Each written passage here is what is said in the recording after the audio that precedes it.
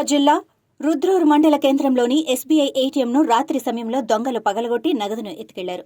CC కెమెరాలు కొట్టి ఈ ఘాతుకానికి పాల్పడ్డారు. రాత్రి సమయాల్లో పోలీసులు పెట్రోలింగ్ సక్రమంగా నిర్వహిస్తే ఇలాంటి దొంగతనాలు అరికట్టవచ్చని స్థానిక ప్రజలు ఆరోపిస్తున్నారు. రుద్రూర్లో ఏటీఎంలలో వరుస దొంగతనాలు జరుగుతున్నా సంబంధిత శాఖ అధికారులు మౌనం ఎందుకు అన్న ఆరోపణలున్నాయి.